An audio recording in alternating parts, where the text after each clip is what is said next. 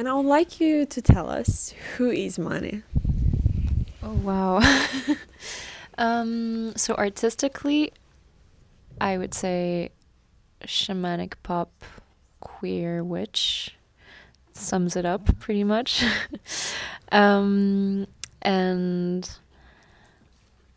I guess, yeah, I just care about, things like women's rights and LGBTQ plus rights, and I feel like it's important to talk about it, and I feel drawn to writing about it. So that's kind of like my universe.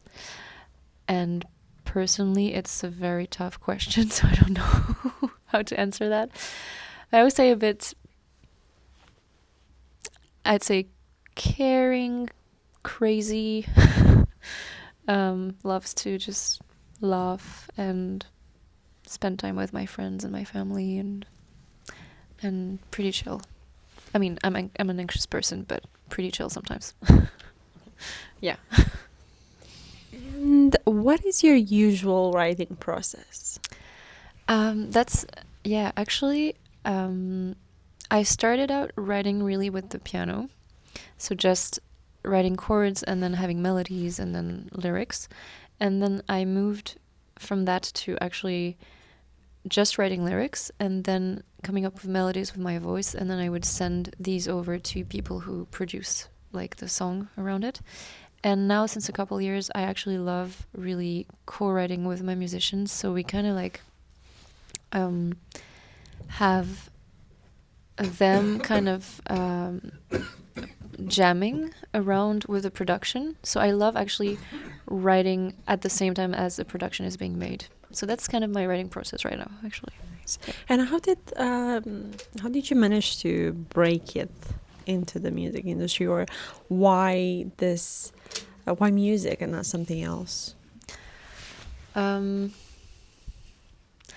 think I've always wanted to be a singer since I was 5 years old. That was always like I couldn't say why, but it's just like a vital need for me to express myself. And I think it's more like around 15 years old that I was like, okay, this is going to be like, an actual real thing that I want to do, not just something that I'm dreaming about. And but yeah, I think for me it's just about really expressing myself in the first place, and it's a vital need to sing and to create. And then I just started by taking singing lessons, taking songwriting lessons, performance workshops, stuff like that, meeting people, gigging a bit, starting to write my own stuff, and I was really shit in the beginning, like, and just just meeting people. And then I moved to London and I started studying music in a music school, and I dropped out after my first year because that wasn't my thing. And I just kept just going to like workshops and master classes, and I don't know, it kind of unfolded by, I would say, connections and things like that. Yeah. And who inspires you the most? Musically, or Yes, but also like in life, where do you draw your inspiration from? So there's several answers to that, but I would say like musically speaking, right now it's like Aurora. There's an artist also called Aver from the Faroe Islands, which is amazing. I love Kiki Rockwell as well. And then in terms of really like what inspires me is really a lot women, like in all of the ways that we can write about that topic, but like really there's so many things that I feel are so unfair and so horrible happening, that have happened and that are still happening to women, and that has that's touching me so much that I need to kind of let it out through music. So I would say that's my main inspiration. But then also it could be like any conversation I have with a friend, or like sometimes just hearing a word or somebody saying something on the tube or something, and like I'll be like, that's interesting, and I'm just taking it in, basically. Yeah. And I was wondering, in this whole music process, if you ever have moments when you feel that you're stuck, how do you get back out there? You mean stuck in the creative process, or more like in general, just Also in the creative process, but I think in general, like that's a good question. I think it's there's been many times where I felt super stuck, like I've had 2 burnouts, because every time I would release music, I would just have I put so much pressure on myself, and I had such high expectations, and I wasn't as, I guess, I wasn't so organized also, and I had so many, just so much pressure. And I think that what got me through this was like really, that's how I discovered the shamanic drum, and like really reconnecting all the time, like every time that happens, or that I don't feel good, or that I feel stuck, just reconnecting to my body and to my emotions, but also like just really coming back to my body and remembering also what's actually really important in life other than music. And nature as well. Yeah. And in this music journey of yours, who was there to support you? Was there like different artists, or like from where did you get that support from like artists, or like different venues, or like different places that someone just came out to you, and how did you feel that you are supported? I think it really started with my vocal coach when I was 16, because I lost my voice when I was 16. I couldn't sing for like a whole year, and there was like nothing on my vocal cords, but like inflammation and just a lot of problems. And he helped me out a lot, and I think he was the first person in the music industry that supported me, apart from obviously like my family and my friends, but like in the industry, like I would say him and another performance teacher that I had, who like really started asking me, okay, but who are you artistically? What do you want to do? What's your, like, when are you going to release a song? Like kind of pushing me in a good way. And then I think, those people, and like a lot of people actually who were like coaches and teachers. And then it's true that actually sometimes some of the coolest gigs or stuff that happened was also thanks to artists, actually. Like there's a duet, they're Swiss, they're called Alios, and they've really like supported me and like asked me to be, for instance, in a musical in Switzerland. And I feel like most of the time it's always been, in the end, artists who are like there for each other. That's very nice. Yeah. Also, as an independent artist, what's been the biggest reality check versus what you expected? Oh my gosh. Well, I guess, I don't know if you've had that, artists in the room. Probably, I don't know. I think I had this idea growing up, because like my idols were like Christina Aguilera, Lady Gaga, and I was always like, it's I need to become an international superstar, or I'm gonna die. Like literally. Like, and but I really believed it, and there's still a part of me that believes it, and I'm like, it's gonna be okay. So I think, anyway, by saying that, I mean that we're not really, I was never really aware that there's something in between the starving artist in a bar and the superstar, and that there's actual indie artists who are like, living off their music and touring and paying their rent with their music. And I guess the biggest reality check, to come back to your question, is that it doesn't. It's not just about releasing one song and then thinking, oh, it's gonna blow up. It might, but it's really about the consistency, and I think that's what I've been learning these past years about, like, celebrating each little baby steps. I don't know if that answers your question. It does. Okay. It does. This is very honest. We love that. I just want to go back a bit and ask you if you ever had a moment when you just wanted to give up and pursue something else instead, when you thought everything seems to go wrong and not your way. What did you do in those moments? When I have those moments, you mean? Or if you had it, like how did you? Every week. But like, yeah, when I have these moments, I'm like, I used to be like desperate and be like, okay, this is the end of the world and I have no idea how I'm gonna do this. And now when I have these moments, I'm like, okay, I probably need to sleep, to eat, to go for a walk, to call a friend, and to take some days off. And then it gets better, and then I'm already back on track again.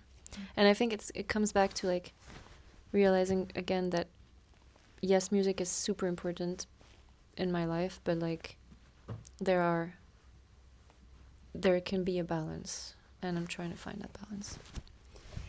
Do you ever feel like you're somehow pressured to chase trends instead of being authentic? Not anymore, I think. I used to be, but I think also I realized that I'd rather really build a community that's like drawn to my music and that I persuaded exists that than following a trend, I think. So I think that's one pressure off. Yeah. Do you have one thing that you love about your fan base? I have many things I love about my fan base. But I think a lot of people seem to have a very high sensitivity, like me, and I think that's something I relate to and they relate to. So I think that's this, and also just the authenticity, and they're very cute. What do you think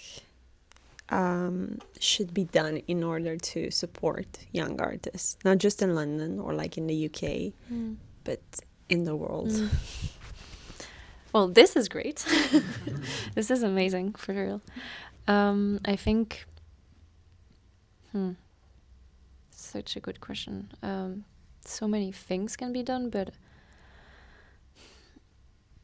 I guess, I mean, that's gonna sound very cliche maybe, but like I feel like it's really about, if we're talking just about the industry, I'm more talking about Switzerland right now, but like, taking risks, like just being like, okay, I'm gonna give a chance to that person, like I'm gonna maybe trusting them more, but that's more like Swiss oriented. But yeah, I mean, resources, obviously. Community like this, education, maybe, I don't know, I mean, I feel like music education is super big and developed in the UK. I don't know how you feel, people from the UK, but like in Switzerland it's really not, like it's not something, I mean, it's not in the culture. Like I know that here in the schools there's like developed music lessons and like production and things like that, and and in Switzerland you just learn the same old songs from like 100 years ago. So I don't know how you feel about it, but um, and I guess more programs for artists, and also like just something, you know, about teaching them also more about the business side of things, and like teaching them about how it's important to, I think it's changing, but like to own your music, and yeah, things like that. What do you think? I don't know if there's somebody who has anything to say. Yeah, I didn't want to like. Regarding the same question, you mean? Like, what do we think? Yeah. Well, I think, oh my god, this is such a, like, an important subject, I think, but for a lot of independent artists, they are surviving, and I think it's not fair when we see how royalties are being distributed and the system that exists with Spotify or any streaming platforms. We need to rethink all of that in order to be more inclusive of emergent independent artists, to at least give them a chance, because I think at this point with the system that we have, some people have zero chance to literally make a living, so it's really complicated, and that's why a lot of artists are going back to the old time by doing more gigs, being more present on stage, and letting go of the streamings and the idea of making music, making their income with streaming platforms. I have a lot of friends that they have been making music for decades now. I know them since I'm like 16, and most of the money they are making is because they are just touring a lot, and they don't make much stream online. Literally, it's mostly the gigs that are paying. So, yeah. That's a great answer. It actually links somehow with my next question for you, which is great. I was wondering, what do you think when it comes to London? Would you say that it's London nurtures new artists, still nurtures new art, or it's getting harder and harder to break it through? It's hard for me to answer because I don't live in London. Maybe London based artists might answer that. That's true. But yeah, I don't. I mean, coming from another country and having the perspective, I really, it's hard to answer because I mean, I used to live in London, but I was like a long time ago. I always have a feeling that there's so much more opportunity here compared to Switzerland in terms of gigging and live music. But when I hear my friends who are performing in London, and when I hear how much they're paid for a gig, I'm like, how is that even possible? Like, so yeah, that kind of goes away from your question, but I'm just like seeing it from like an outsider perspective. To me, London still is amazing, and I want to gig here more and do more things, but I know that I can do that also because I have the privilege to be living in another country where I'm making more money than if I was actually living in London. That makes sense. Yeah. My next question is, I low-key forgot it, but I will go to another.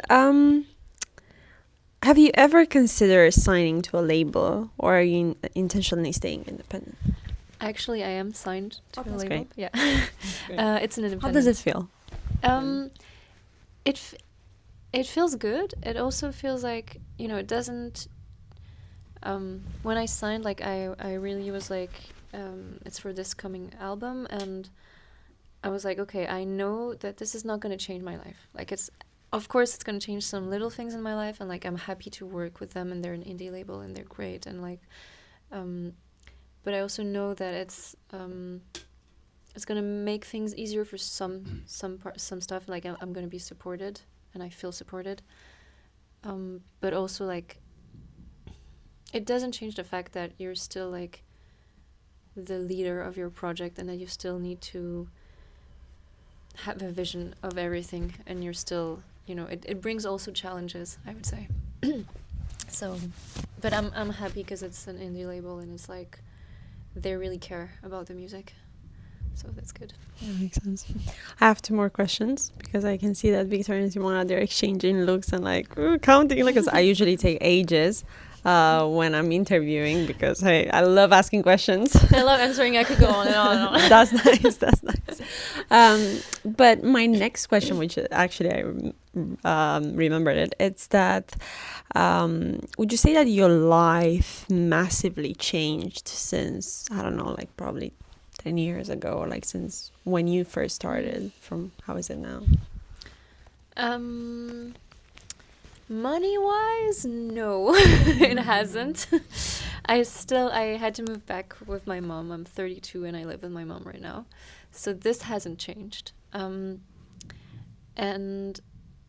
I guess in how I perceive music and how I perceive what I want and like my goals and like how I treat myself also has massively changed. Like,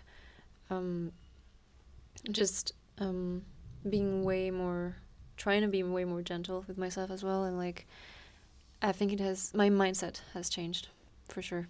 Yeah. And what are your plans next? What is next for you? Very exciting stuff actually. Like my album's coming out on June 2nd, and yay! So excited about this. And I've got an album launch show in Switzerland, and then I've got one here in London, normally on the 5th of June, with VOICED. So it's gonna be great, and we're actually doing like a fashion showcase with the album launch, and there's gonna be 2 openers. One of them is here, Beth Robb, everybody, and Dolly Dupes. So that's like the big things happening, and some gigs this summer. I'm playing Pride in Switzerland, and yeah, that's kind of like the next steps right now. Very nice. And my last question will be, just to end on a positive note and on a nice note. It's, what message do you want your fans to get once they're listening to your songs, or like from you as an artist? I would love for them to feel empowered and to reclaim their own power and to be inspired, I guess, and yeah, just to feel free to like follow what really matters to them in life. Yeah. Great. Thank you so much.